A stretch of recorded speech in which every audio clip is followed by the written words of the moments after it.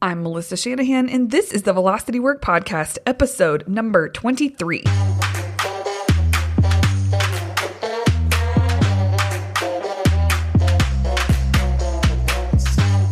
This podcast is for attorneys who are running their own firms. We explore tactics, tools, and stories related to pushing past simply lawyering well and into building a successful firm. Working in your firm and working on your business are two very different things. This podcast focuses on the latter. Welcome back, everyone. We are kicking off this interview series that we're doing with this remarkable woman named Francine Love. She is based in New York, Long Island, New York, and I was introduced to her from a very close friend named Jenny Blake. And so we connected, and man, Francine is just an incredible human and just cares deeply about building something that serves clients so hard and so well, but also at the same time serves her life. And I think that's a missing piece for many of us. I think that we start to build a business and it kind of gets to a point where it starts to take away from our life, or where it's really hard to feel this sense of where you've got it all together, right? Like, I don't really believe in balance, and you'll hear us go into that on the call. But this sense of like, this is working for me and in my life. And so she is lovely to talk to. A couple of other things I want to say. Most of the interview guests that I'm having on, they don't have products or things that they're putting together that make sense to put out into the world. A few do. Well, Francine is one of them. You know, she's really found something that works well in her practice, and she's looking for ways to be able to scale and serve people beyond her current reach. And she's put together a couple of really cool things. So I don't know that they're going to apply to you necessarily, but no, there's two things. One, I want it to serve as inspiration for what might you do with some of the ideas that you have in your head that you maybe haven't implemented yet. And the second thing is I want you to listen to what she's doing, because chances are you know someone that would benefit from what she's putting out into the world. One of them, you have to be in New York, because of the nature of the work. And the other one is a mastermind for women business owners, not necessarily attorneys, right? Just anyone who is a woman business owner. So you'll hear her talk more about that. And I just want to ask that you keep, whoever comes to mind as she's talking that might want to do that, send them her way, because she's got her heart in the right place. She cares deeply about results that her clients get, as well as any future participants of her programs or considered clients. So, she's worth it, right? Like, she's full of integrity, and I've talked to her a few times and she just oozes it. So if you know someone that might benefit, send them her way. They'll be in great hands. Enjoy this conversation. I hope you do. I certainly did. And it'll be great, I think, for you guys to hear another perspective of someone else running their own firm and doing it on their terms. Have a great day, everybody, and enjoy. Well, welcome everyone to this week's episode of the Velocity Work Podcast. I am pumped to be here today with Francine Love. I'm going to ask her to introduce herself in just a minute, but hey, Francine, welcome to the show. Hi. Hi. I wanted to give a little bit of background for listeners about how we know one another. Jenny Blake, who is an author and a speaker and a coach, she is an incredible woman that both Francine and I adore. Mm-hmm. Her business is Pivot. The Pivot Method is the book. So thepivotmethod.com is her website, and she is all things helpful to entrepreneurs. And she does a lot of work for corporations as well in terms of speaking and coaching. And we've been friends for a long time. And when she knew that I was going to put together these interviews, she reached out to me and said, you have to interview Francine Love. And so I reached out to Francine, and she's been so kind to be willing to come on for a conversation. And I think you guys are really going to enjoy this. So Francine, will you please tell us a little bit about your background, where you came from, and what you're doing now? Of course. Well, thank you, Melissa, for having me. I'm excited to get to be here and get to talk to you. I find that it's always amazing to get to talk about entrepreneurship and journeys because you end up learning so much in the conversation, no matter which side you're on. Yeah, So thank you. absolutely. I started out, so I'm an attorney and I practice in business law. So that means I work with businesses from inception to dissolution and then anything in between. And I came about it kind of serendipitously. I went to law school clearly, so I intended to be a lawyer, but I went into litigation. And like many litigation first year associates, I was basically chained into a conference room and I did document review day in, day out, all the time. It was miserable. I hated every second of my life.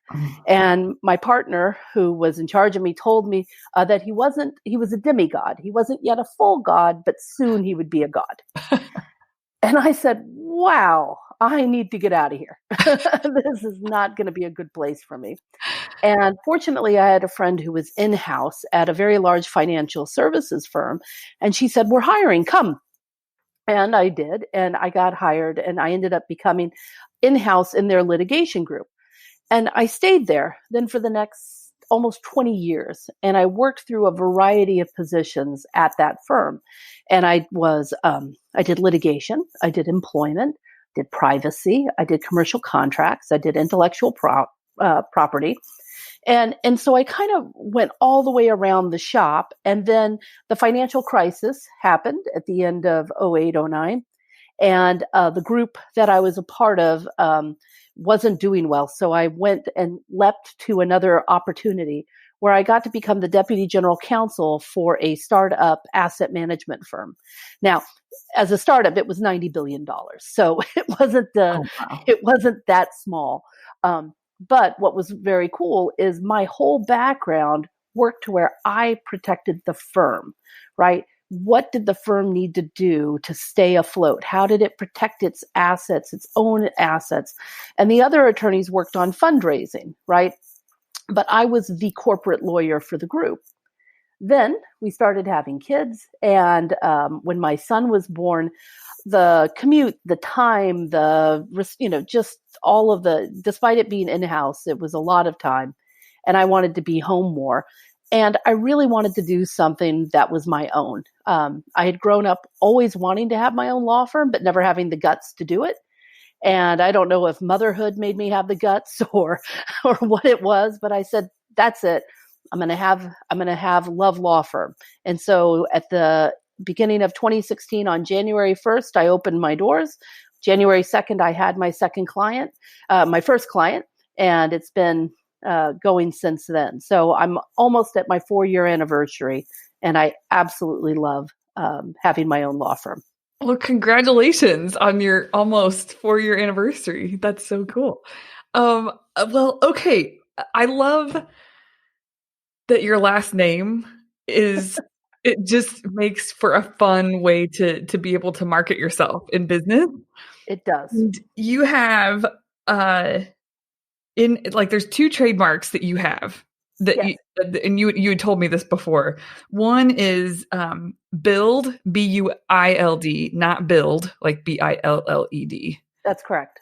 Which I think is amazing. And that probably really, really speaks to entrepreneurs who need to come to you for services. And then also, let's see, what's your other trademark? I thought I wrote Isn't it time you learned to love your lawyer? Yes. Isn't it time you learn to love your lawyer? So yeah, exactly. So you could tell you've kept this lighthearted, sort of playful attitude with the marketing, and from talking to you, you really kind of kept that in terms of the relationship with your clients as well. Would you say that's true? Oh, absolutely. Look, no one wakes up going, oh, I'm so happy I'm going to hire a lawyer today, right? Like no one wakes up that way. And so I've really tried to turn the experience around, because typically when someone comes to a lawyer, there's a problem, right? Either they don't know how to do something and they're a little scared and they want to make sure they do it right, or something bad has happened and they need help fixing it. So it's typically not a great day when they pick up the phone and call me. So I try to make it better, right? Yeah. The last thing they need is someone who's being a jerk or pompous or condescending or unfriendly or unwelcoming to them. And yet that's what so many of my competitors are like. Mhm. I hear that more than half of my clients, when they come to me, tell me, I tried other law firms too when I was looking for a lawyer. They didn't even pick up my call. Mm. Like, that's how bad it is. So I Yeah. really try and set a very different experience for my clients from the moment they first reach out to me. And I think that's contributed to the firm's success, quite frankly. Yeah, absolutely.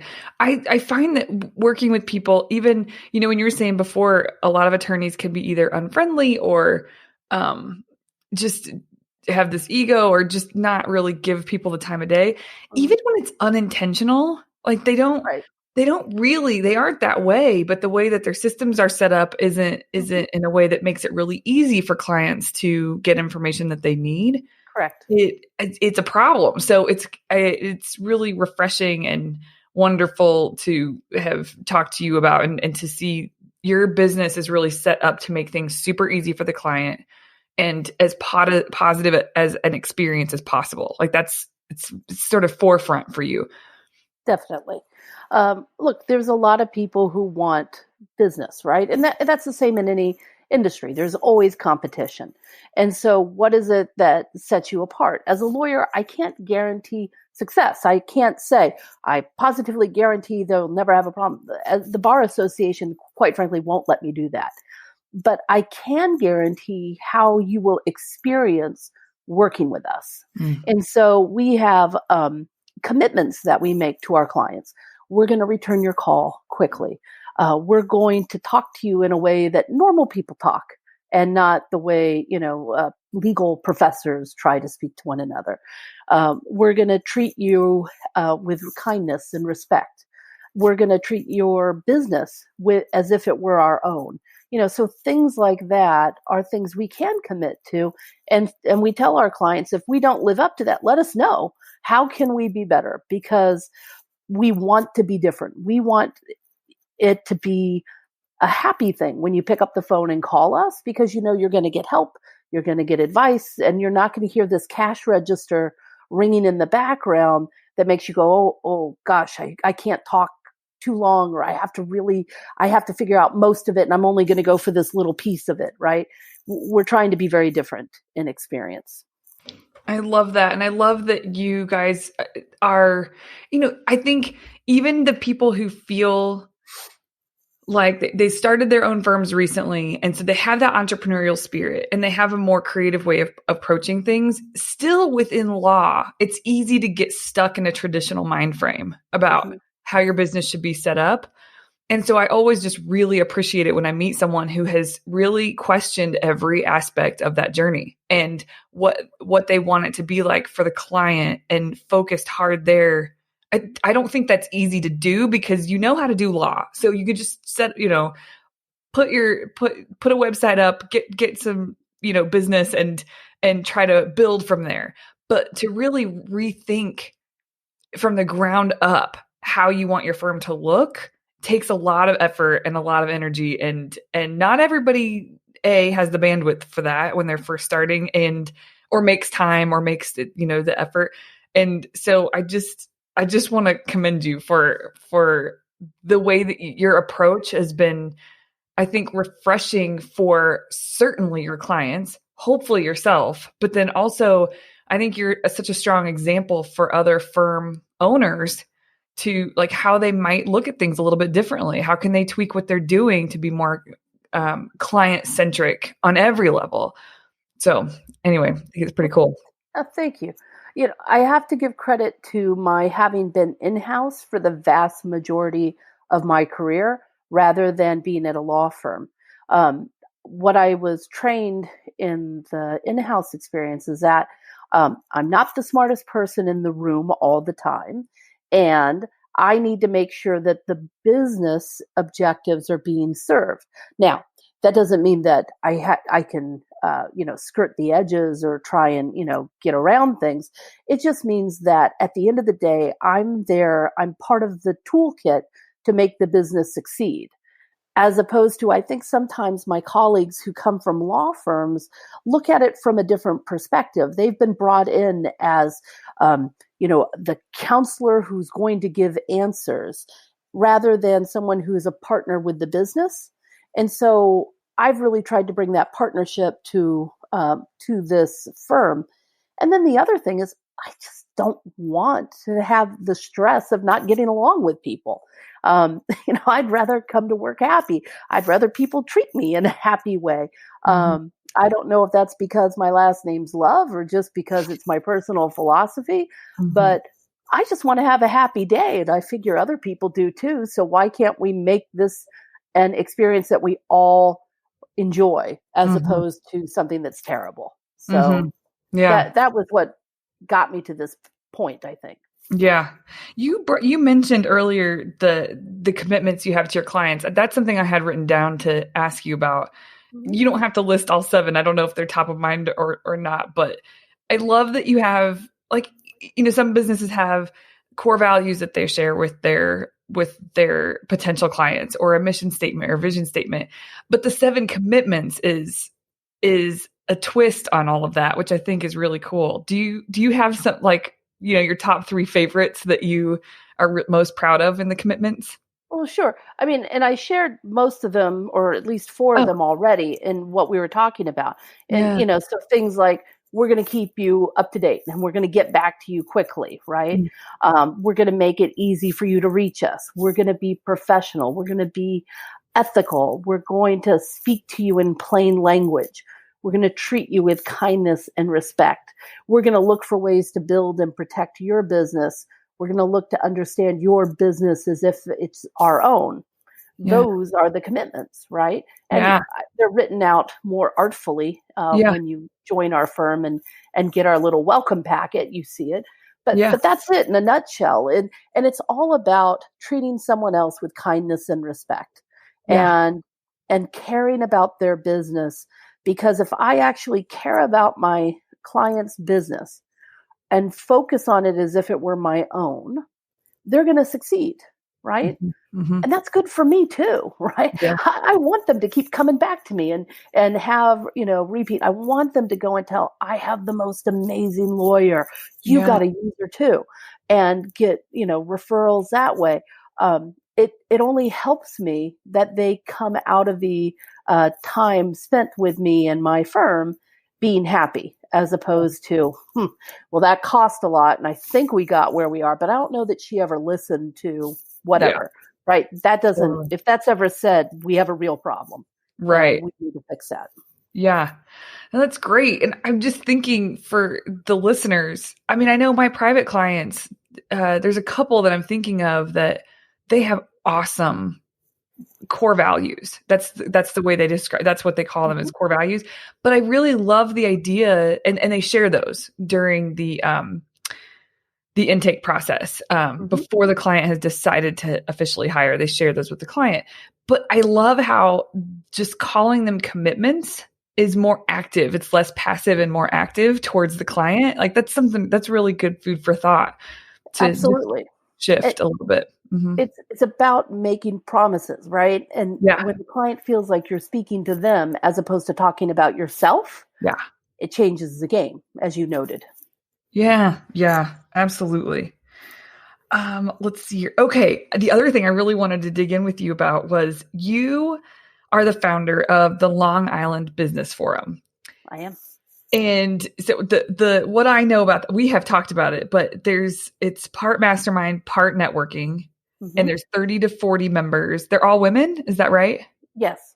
Yes. Okay.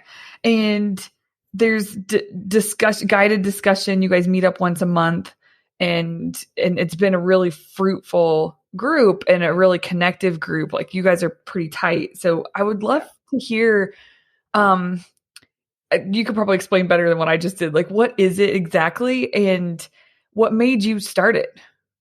Well, this was one of the smartest decisions I've made as a business owner. Um, and if I had to rebuild my business again, uh, there are about 3 or 4 decisions I made that were key to success. This is one of them, and I'd absolutely do it again and again. The Long Island Business Forum was born because I wanted to get together with other women business owners who were serious about growing their business and wanted to help each other. And so I picked 6 people who I liked a great deal and respected and said, let's go have lunch. And we went and we sat around this round table at lunch and we had a blast. We talked, we laughed, and we found out that we had so many things in common. We were in completely different industries. We were at, now we were all business owners or key executives in businesses. So we're very similar in terms of level, but in terms of age, in terms of nationality and background, like all very diverse, which led to beautiful, incredible discussion. And we said, well, that's good. Let's do it again. And so now it's become, like you said, we have between 30 and 40 members at any given time. And it's all industry exclusive. So if you're the accountant, then you're the accountant, right? There's not going to be another, because what we want to do is have really fruitful conversations when we get together. We meet once a month, about an hour and a half. We have lunch, and typically I bring in a resource, some questions, a topic, and throw it out there and say, let's talk. And we've had incredible things. We've talked about how to raise your prices without, driving away clients, how to fire a client who has become abusive of the relationship or is draining on resources, how to fire an employee, how to find the right employees, how to build partnerships with other businesses to do referrals. What's the key to marketing success? Like we cover the gamut, and each month it's typically a different topic, and we have just incredible meetings. And then once a year, we have a big evening extravaganza, for lack of a better word. And we invite the 3 people for each of us who have made the biggest difference in our business that year. They can be a client. They can be someone who's a referral source. They could be a family member, right? It's whoever has most impacted us that we want to say thank you to. And we take them to a really nice place. We give them a really nice dinner. We give them gifts, and we invite a business thought leader to the meeting or to the dinner to talk so that they get something back for their business the same way they've given it to us. And so we've had incredible people. We started with Dory Clark. We've had Liz Kislick. And then this year we had Jenny Blake. And so we've been so fortunate to have these incredible people come, share with us their books, their knowledge, their thoughts, and really make it wonderful. And so the LIBF is the best thing going. And I love it. And I'm so glad to get to work with these women. Yeah. So thank you for sharing about that. The reason I really wanted to talk about it on this podcast is because I know that entrepreneurship can be lonely, and, some of the things that the topics that you were discussing, how to fire a client, how to fire an employee, how to hire the right employee, there's a lot of tough things that you can go online and pay money to someone who thinks they've got they think they've got something valuable to give you in terms of guidance around some of those topics. But it is different to have a conversation with people who've had real experience doing it. Mm-hmm. And not that the people marketing those products don't have real experience doing it, but reading through some steps or reading an article or whatever it might be, or a course, is very different on your own than it is to be able to have a great conversation with fellow entrepreneurs and get some real-time feedback, which I know that is the point of a mastermind, but I just think it's pretty awesome. And we've been going for 3 years now, and the majority of people have been there that long. So we're friends now, right? Yeah. Like we're not just, colleagues who sit together, but we're friends. We know each other's families. And so when someone says, I'm having a really tough time with this, we can approach it from a very holistic thing. We can say, well, I know that you have this going on, or I know this is happening, or I know this industry. And so, we're able to rally around our members in a way that comes from just being part of a group for that long who are like-minded. I just love it. I could talk for hours on this, so I'll try and keep it shorter. Well, no, and the other reason I wanted to bring it up is because Well, I think, when I was mentioning it is lonely, it can be lonely to be an entrepreneur especially in terms of the hard things that you face as an entrepreneur, the Hmm. decisions, and all that. And I think people probably join traditional groups that exist, maybe the chamber, maybe, like some networking groups. But what I, so I'm curious, what made you, did you join some of those things before you started this and it just wasn't fulfilling the needs? And so that's why you kind of went rogue on your own and tried to sort of get this scrappy group together? So that was my first question. The second question is, if you could speak to, this wasn't a moneymaker for you. Like, that's not why you did this. And now it's evolving into something where you're not, from talking to you before, you're not worried about making a profit on this. It's really just to keep it going in a really healthy way. The local chapter that you Yep. have, that you Hmm. form, and with all your experience there, I know you're actually forming something different, which I can't wait to talk to you about in a little bit. But yeah, so if you could answer those two questions. One, did you join other things first and it wasn't fulfilling in the ways you wanted? And two, can you talk about sort of the lean methodology approach that you took to starting it up? Sure. So, um, when I started out, my very first year as my own law firm, I went to every single networking event I Mm-hmm. could possibly go to. I met more than 1,500 people in my first year and got them into databases and, started to get to know them, right? Uh-huh. And I joined a couple traditional networking groups. The ones that you are required to go to every week and you pay dues and you do all of that. Mm-hmm. Um, and I did a calculation on one of those that I was in for a year. And I calculated that for every hour I spent in that group, I earned $1.87. Oof. Now, my hourly rate is higher than that. I'm happy to say. Yeah. The minimum wage is higher than that. It clearly wasn't doing anything, right?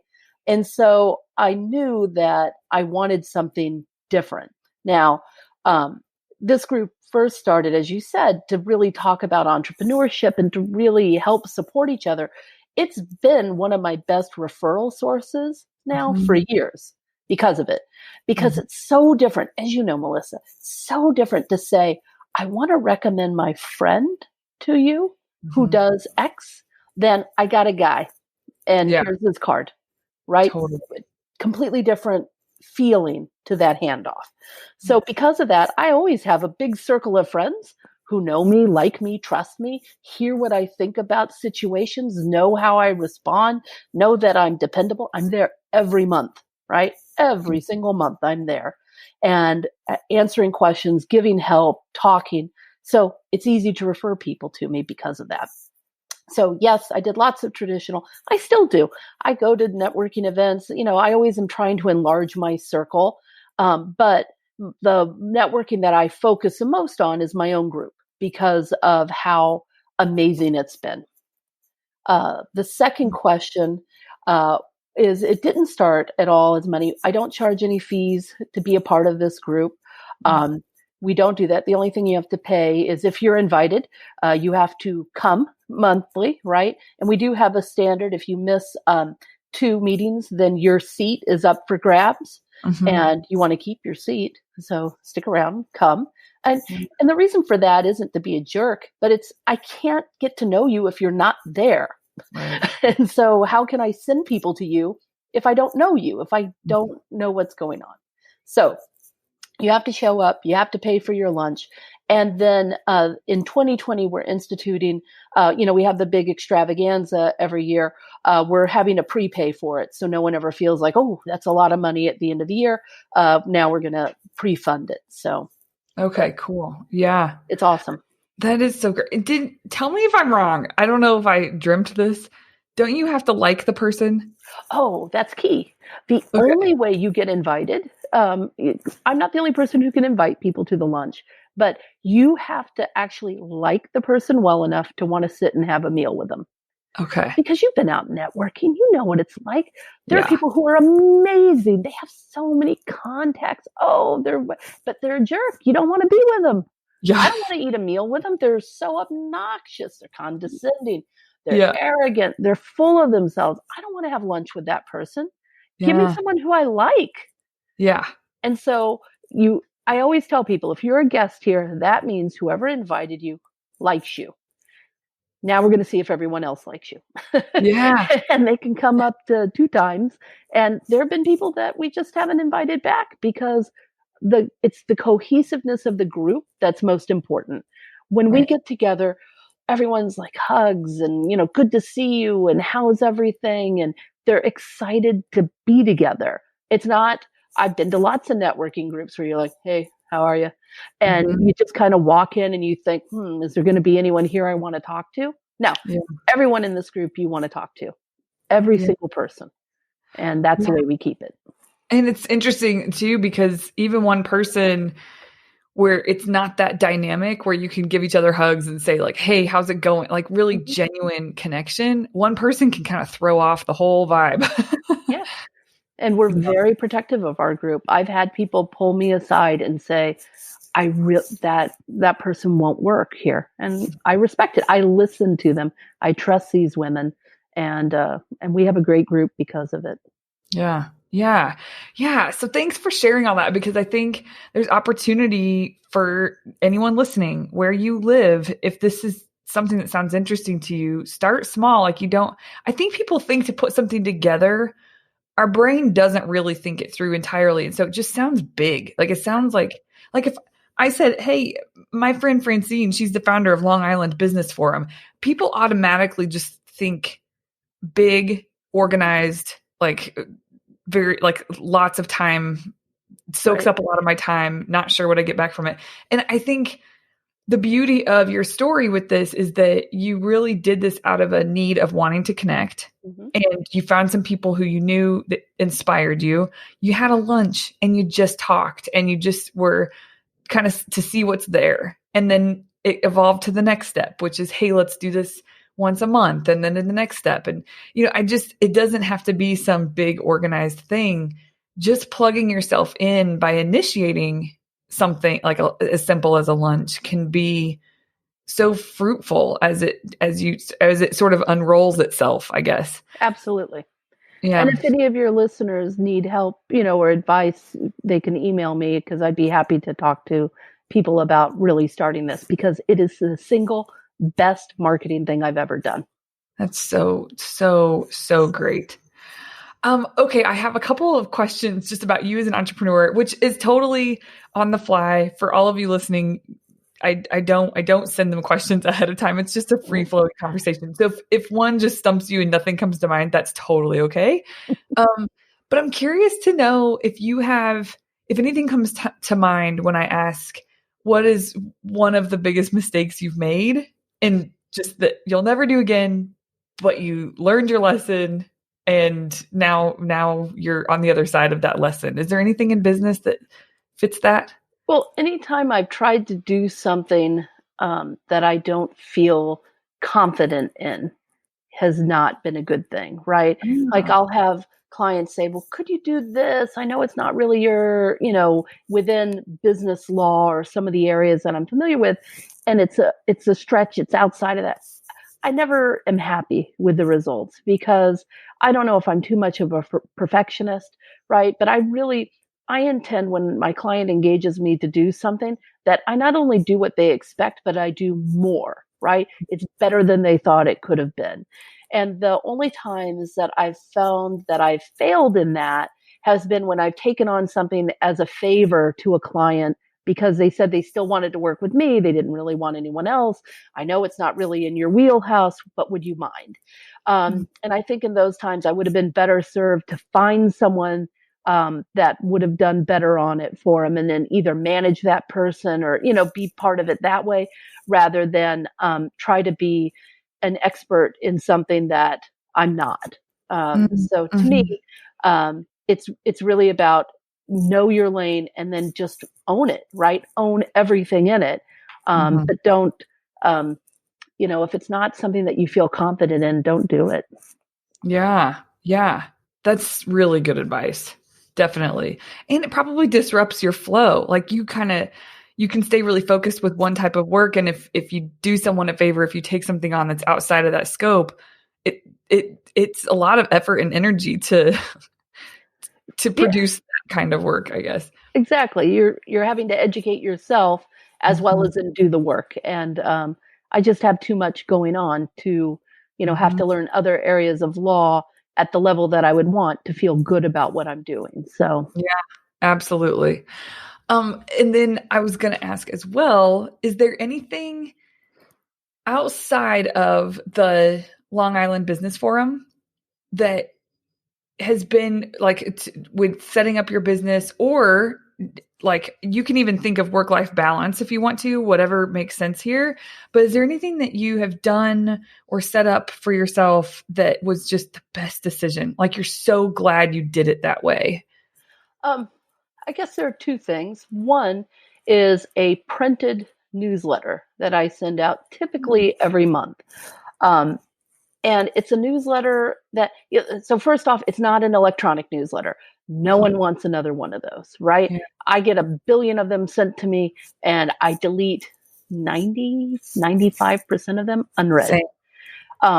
So it's not it's printed. It looks beautiful. It arrives in the mail. There's a little stamp on it, right? Like it's a different experience, right? You get to open it and look at it, and hopefully they put it in a briefcase or a purse and carry it around and read it.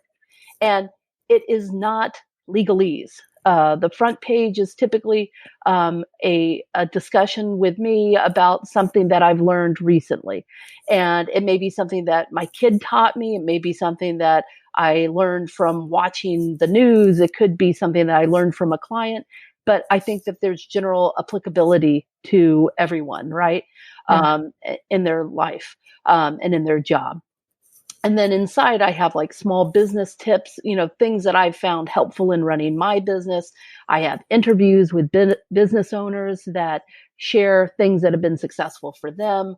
I have other attorneys sometimes write articles about how to get paid, right? I have a creditor rights guy who helps, he'll send me an article about making sure you get paid from your clients, an intellectual property guy who talks about how to protect that, so I'll get other thought leaders to come in and share.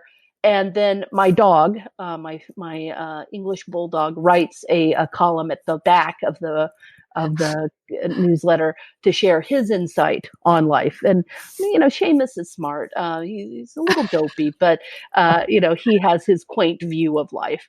And so it's different, right? It's fun. It's engaging.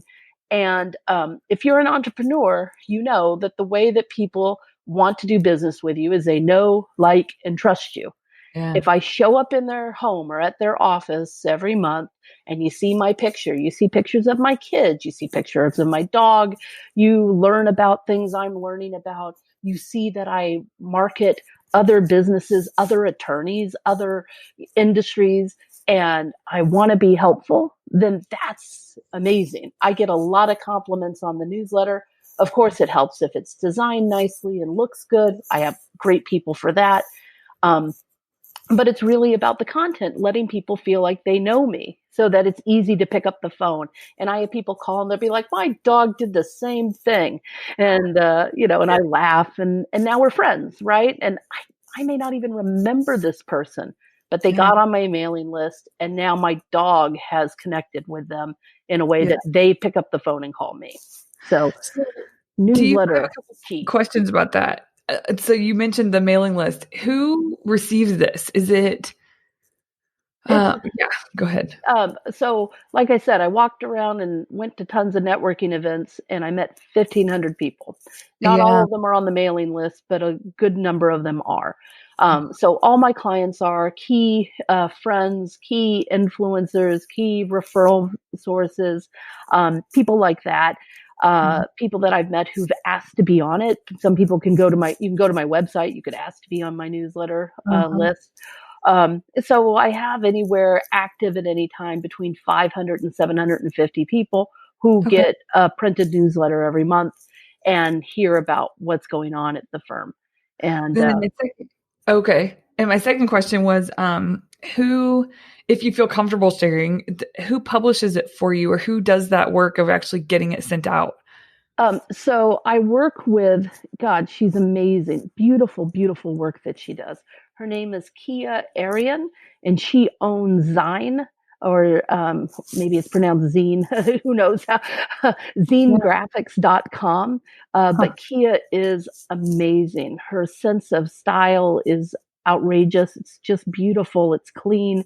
And what's amazing about her and her shop is you can find a lot of graphic artists who can make things look pretty. Kia has, on top of that, marketing understanding.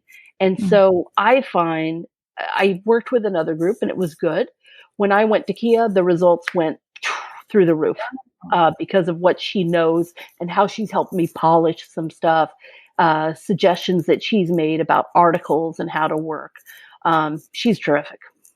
So, the I guess the final question I have about that, this is awesome. Thank you for sharing about the newsletter. I know people either do it or have thought about doing it, but the fact that you mentioned this is one of the best things that you feel like you've done, how do you is it be can you actually measure that? Like, you know that people are engaging because of it? That's how you know it's one of the best things you've done, or it's just one of the most enjoyable? Um, well, look, as an entrepreneur, you don't do things that don't make you money, I, right? t- I So, totally agree. so I know I get business because of it. Cool. It's a little harder to track because it goes, and sometimes it goes in ways that you don't know. Mhm. But I do get emails back from it. I get people saying, I read it and I saw this and I thought of you. And I do notice that in the days following delivery of the newsletter, I get more calls into the office, Huh. right? Because people have been, oh, Francine, I've been meaning to call her. Yeah. And then, I'm now top of mind where maybe I wasn't, a couple days before. Right. So, Cool. Okay, yeah, that is awesome. And then I wanted to ask, I've been asking many people that I have interviewed this question, especially because, as you know, I'm having our first baby in January. congratulations. I don't know exactly when this episode is going to be released, but it'll probably be sometime near when I'm having the baby. And so I've been asking people about balance and what the, like, because, well, I don't totally believe in balance. I think entrepreneurs tend to they're passionate people, and so there's a I don't know that, when I think of balance, I think of the scales are perfectly Mm-hmm. balanced. That doesn't feel like, I don't know that I want that life. I don't want a life where everything is perfectly balanced. Mm-hmm. But there are priorities, and priorities change with different phases and seasons of life. And when you had your family, I know you made the jump to, that's when you said you made the jump to start your own firm. Mm-hmm. Since then, do you have any habits or practices or things that you've decided in your business to support that, giving attention and priority to the family that have that you could share? And if not, that's okay. Again, I'm putting you on the spot. No, my firm exists to serve my family. Yeah. Period. End of story. So, what does that mean? Well, I build my schedule around it. I build my energy around it. I build everything around how does my firm serve the needs of my family. I think Yeah. far too many people in this world think about how does my family serve the needs of my job, Mm. and I'm not willing to do that. Yeah. I'm just not. I want to be with my kids. I want them to know that I've been around. I wasn't too busy for them, to do things. So I've made sure that my firm is organized. That I pick them up at school, I drop them off. This week is busy. We're recording this in December. Tomorrow I have my daughter's school party. Mm. I'm sorry, tomorrow is my son's, Thursday is my daughter's, Friday Mm. night is my daughter's concert, like that's what we do. Yeah. And everyone needs to understand that. Now, that means that when I am focused at my work, I'm 100% focused at my work. And that's Yeah. where I think a lot of people fall down is they say, well, I'm going to have a lifestyle firm.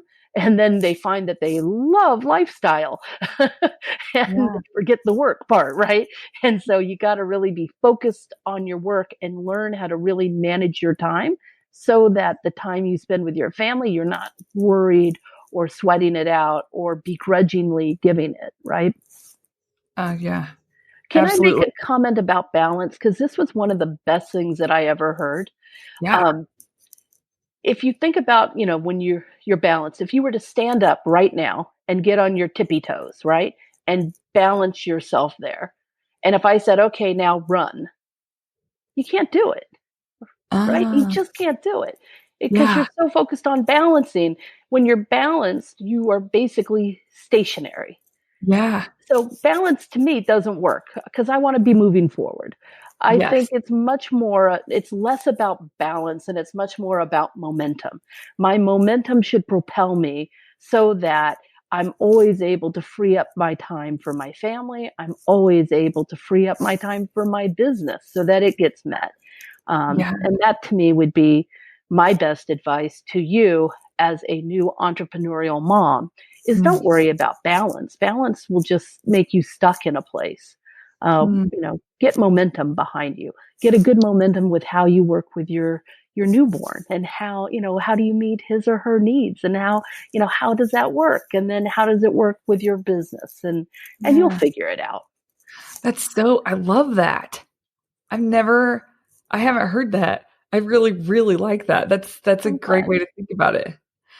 Hearing you say that makes me think of, I've talked a lot lately with clients and with other, um, friend-tours, as Jenny Blake calls them, friends that are mentors and entrepreneurs That's awesome. that I know, that about this idea that the business having like a vision statement or a vision for the business is important. And you want to know like what is the ideal world that this business creates for its clients.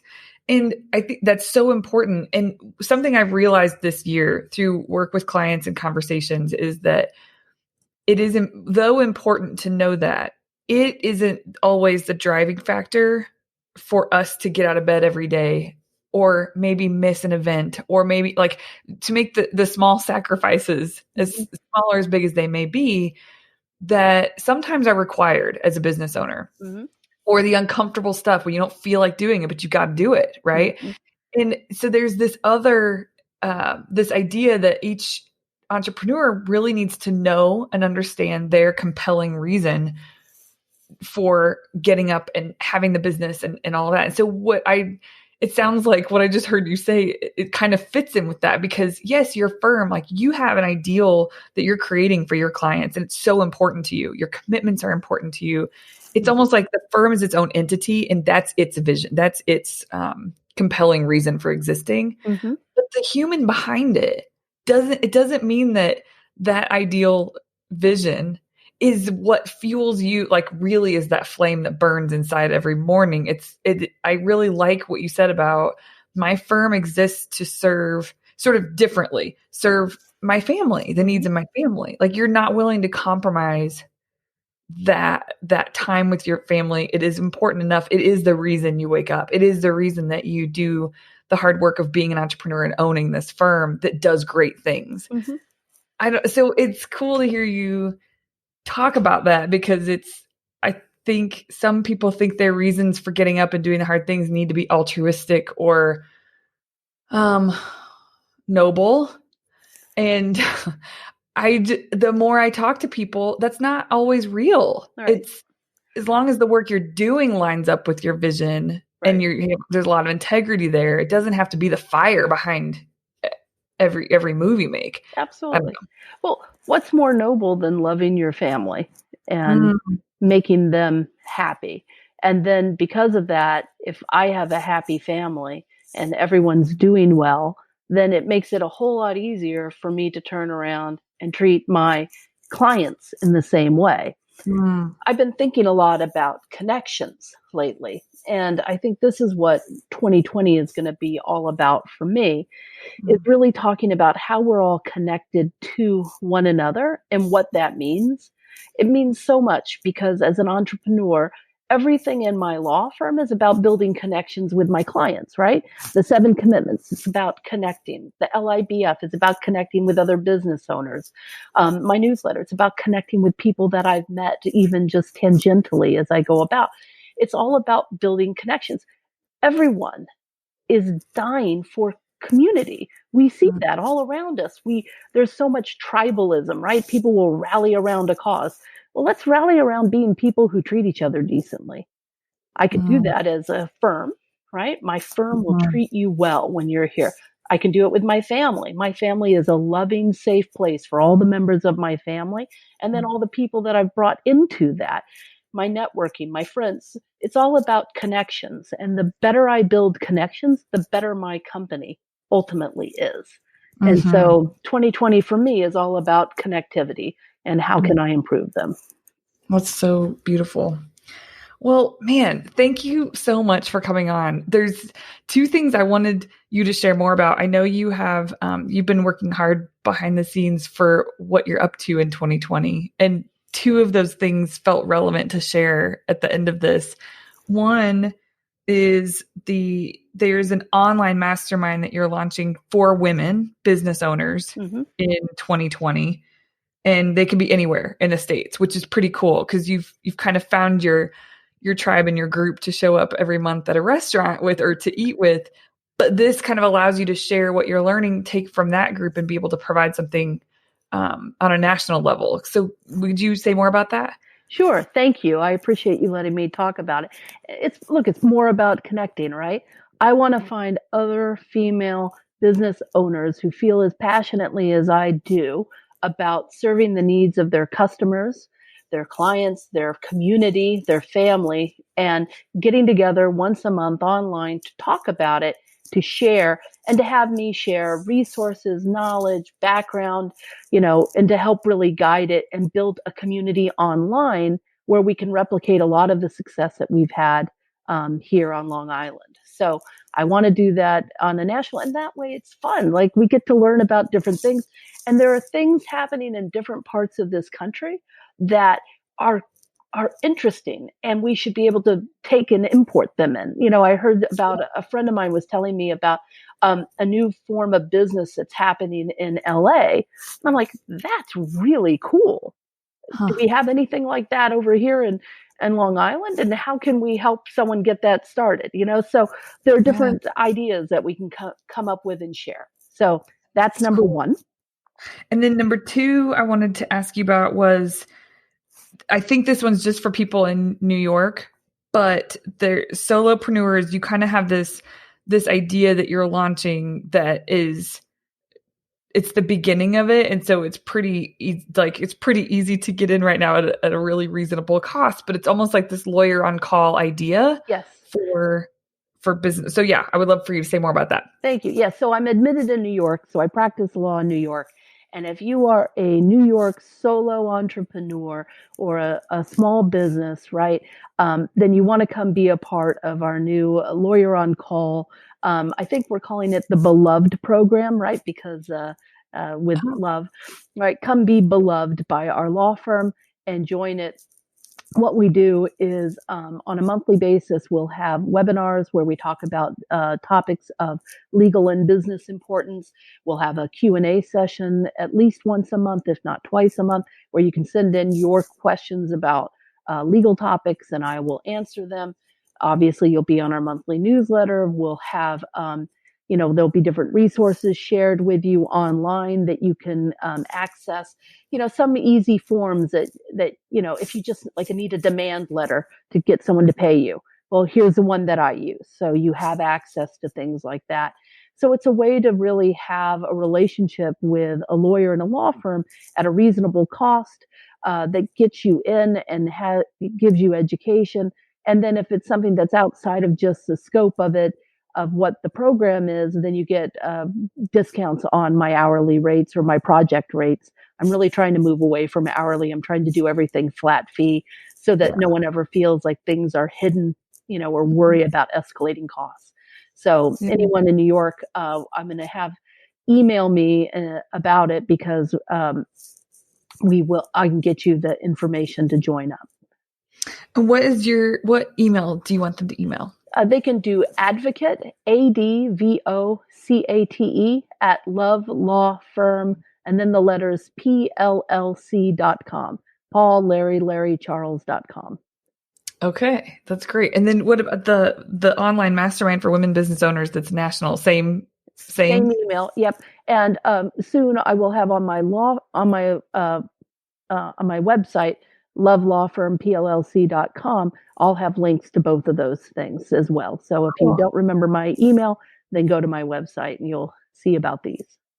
That's great. Yeah, that is wonderful. And for all of you listening, if you think about just to reinforce the value and the power that the webinars can really have, it's not like what she's talking about, I know for sure, is not where she just shows up and talks at a bunch of people. And it's more like I've been a part of a coaching group for a couple of years now. That's how we meet. It's a webinar format through Zoom, but it feels like a call. It doesn't feel like a presentation, so to speak. It's really like a coaching call. And the value I get out of those is tremendous. And I just tried it with a group that I was hosting at the end of 2019.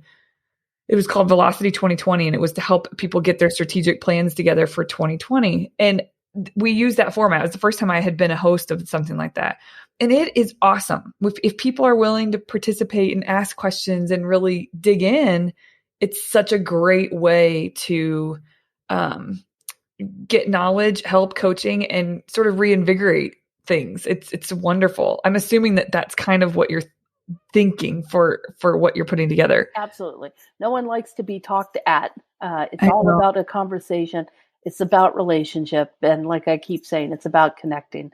And you can't connect when you just talk at someone. You have to have two-way. Yes, I totally agree. Man, well, thank you so much for taking time out of your day and out of your busy holiday schedule and week to chat with me. By the time you guys listen to this, the holidays will be over, but I'm just delighted to that you were willing to come on. Thank you so much. Thank you for having me. It's been an absolute pleasure, and thank you for giving me so much to think about. So, yeah, same. And I look forward to connecting with you in 2020. Absolutely. Okay, have a good one. You too. Okay.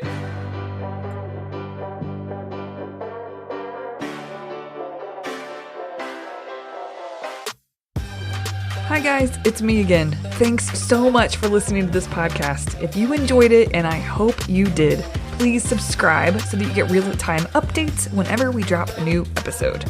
If you want to continue to hang out with us, come on over to our website and check out how we work with clients. It's our signature 3-phase approach that we use with law firms to achieve growth on their own terms. Head to velocitywork.com/begin for information about those 3 phases and how you might get started if you'd like. Again, that's velocitywork.com/begin. If there's a topic you'd like covered on a future episode, or a question you have, or someone you'd love to have interviewed on the Velocity Work podcast, go to speakpipe.com/velocitywork. Leave us a voice message there. It can be anonymous or not. We'd love to hear from you. If you want to hang out with us on social, come on over to Instagram. Our handle is velocity.work. And on Facebook, it's facebook.com/meetvelocitywork. Cheers, my friends, to real growth and a great life. Bye, guys. Show notes from this episode can be found at velocitywork.com/podcast.